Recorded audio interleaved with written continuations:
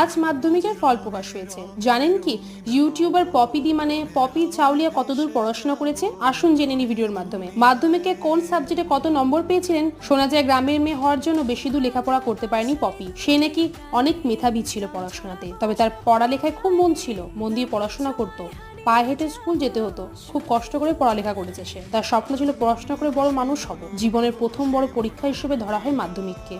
উচ্চশিক্ষায় শিক্ষিতরা কোন বিষয় নিয়ে লেখাপড়া করবেন তার পাথেয় হয় এই নম্বরেই। এই বছরের মাধ্যমিক পরীক্ষায় প্রথম হয়েছে কোচবিহারের রামবোলা হাই স্কুলের চন্দ্রচূড় সেন, পেয়েছে 693। 99% নম্বর পেয়েছে প্রথম হওয়া ছেলেটি। মাত্র 1 নম্বর কম পেয়ে দ্বিতীয় হয়েছেন পুরুলিয়া জেলা স্কুলের শ্যামপ্রিয় গুরু। তবে জানেন কি পপি দি মাধ্যমিক কত পেয়েছিল? এক সূত্র থেকে জানা যায় তিনি 80%-এরও বেশি নম্বর পেয়েছিলেন মাধ্যমিকে। তার সমস্ত বিষয়ে ভালো নম্বর ছিল, কারণ সে পড়াশোনায় নাকি ভালো ছিল। পপি দিকে আপনাদের কেমন লাগে জানাতে ভুলবেন না কিন্তু। আর হ্যাঁ, কে কত সালে মাধ্যমিক দিয়েছেন এবং আপনাদের কিরকম রেজাল্ট হয়েছিল অবশ্যই আমাদের